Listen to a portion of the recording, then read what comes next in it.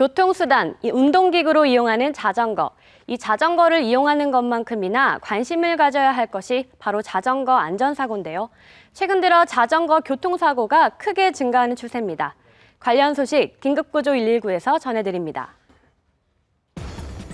자전거 인구 1,200만 명 시대. 최근 자전거 이용 인구가 늘어나면서 자전거 사고도 빈번해지고 있습니다. 저도 한번 사고를 당해본 경험이 있어가지고 쇄골이 부러졌어요. 저도 한번 그런 자전거 때문에 피하다가. 자전거를 타다가 숨진 사람만 1년에 무려 285명. 이는 고속도로에서 교통사고로 숨지는 사람보다 많은 건데요. 심지어 서울에서만 해도 자전거 사고는 매년 10%씩 증가하고 있습니다. 사고의 원인 80%가 자동차와의 충돌. 위험천만한 자전거 사고 밤에도 이어집니다. 반짝이는 후미등이나 전조등을 달지 않고 주행하기 때문인데요. 이 상황이 얼마나 위험한지 실험해봤습니다.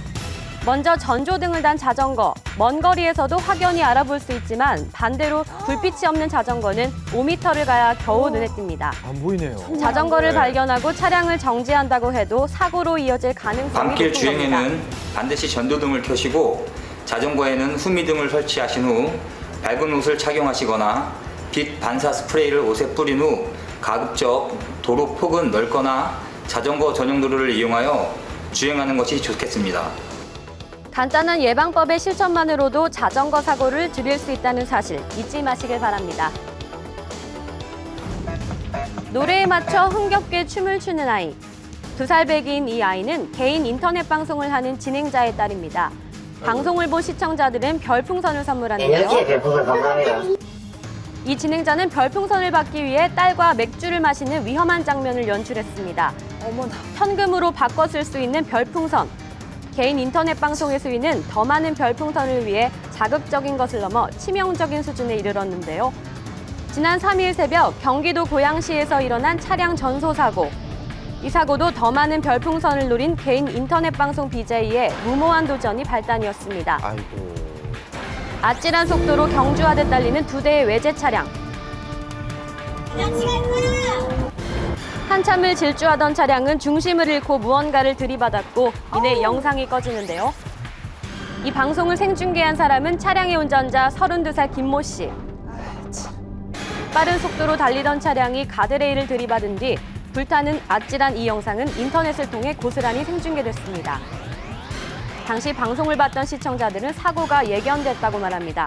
서로 이제 경쟁하다 보니까 또 인터넷 방송도 시청자가 있고 하다 보니까 조금 그렇게 운전이 그렇게 된 걸로 보여요.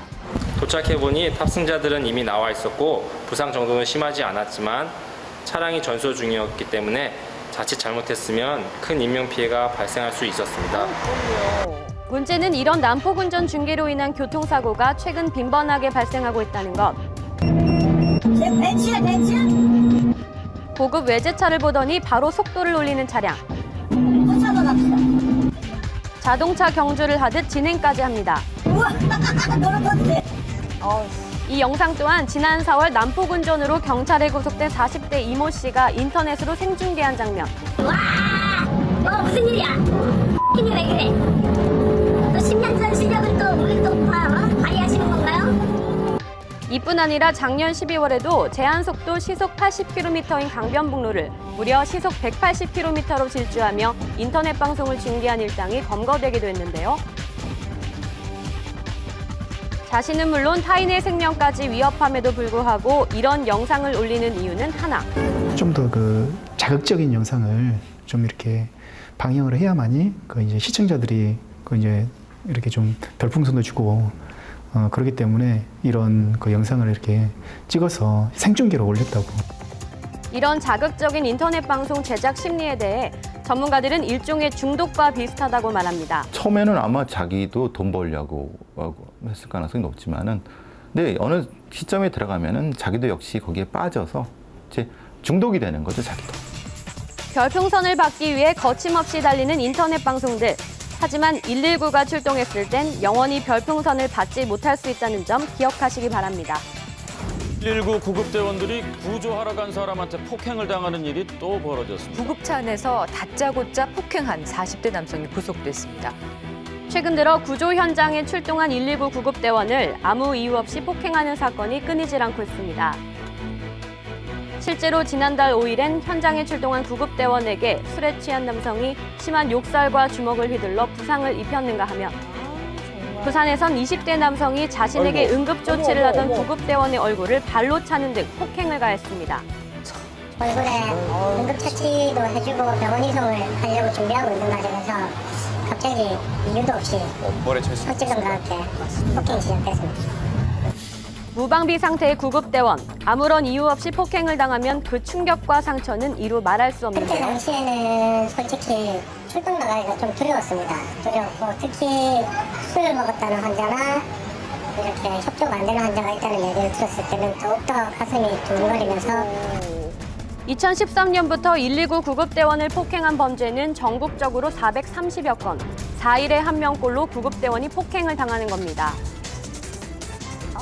이를 신속히 해결하기 위해 각 지역단체에서는 특별사법경찰 업무를 수행하는 소방공무원이 선행범을 직접 체포해 수사를 진행하도록 추진 중인데요. 위험한 상황 속에서도 타인의 안전을 위해 자신을 희생하는 소방관들. 한 번만 깊이 그들의 희생에 대해 생각한다면 제도적인 장치를 마련하는 것보다 더 큰 힘이 되지 않을까 싶습니다. 불이 붙은 버스에 뛰어든 한 여성. 이 여성은 차체에 낀 버스 기사를 구하기 위해 유독가스가 가득 찬 버스로 달려들었습니다. 계속 땡기고 있을 게 나와요. 땡기고 있을 게 나오라니까. 구조에 나선 이는 26살 김혜미 씨. 위급한 상황 속에서 누구보다 침착하게 구조에 나섰는데요. 아저씨 빨리 안 나오면 정말 큰일 나겠다. 그 생각밖에는 없었고 내가 사고가 났었구나. 근데 지금 이게 사고가 커졌구나. 이 생각을 나중에서야 했던 것 같아요. 그런데 혜미 씨는 당시 함께 있던 다른 시민들이 더 큰 역할을 했다고 강조했습니다. 다 같이 이제 구조에 참여를 했다라고 말씀을 드려도 이제 퍼지고 있는 건 영상뿐이니까 그분들한테는 좀 약간 좀 오히려 제가 사고 당시를 촬영한 또 다른 영상.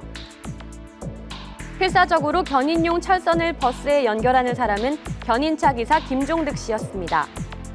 김 씨가 견인차로 차체를 끌어당긴 덕분에 버스 기사는 무사히 구조될 수 있었던 건데요. 절체절명의 순간 힘을 모은 시민은 김 씨뿐만이 아니었습니다. 화물차 기사분이 있었습니다. 화재 진압도 하고 초창기부터 계속 마지막까지 버스를 몇 번 오락내락한지 모르고 환자분 데리고 나온 여성분 응급조치하고 했거든요. 여러 시민들 덕분에 버스 기사는 다행히 목숨을 건질 수 있었습니다. 내가 책임인데 그 걔도 안 가고 막 계속 내인데 와가 막 도와주려고 했는 그게 좀 진짜 너무 고마워요. 여러 시민들이 힘을 모아 생명을 구한 이번 사고. 고속도로 화재 같은 경우에는 3분에서 5분의 사이에 화재가 최승기로 번집니다. 그분들이 없었더라면 운전기사분께서는 큰 화를 면하지 못했을 걸로 예상됩니다. 위험한 순간 용기 있게 나서 생명을 구한 시민 어벤져스에게 감사의 박수를 보냅니다. 지금까지 긴급구조 119였습니다.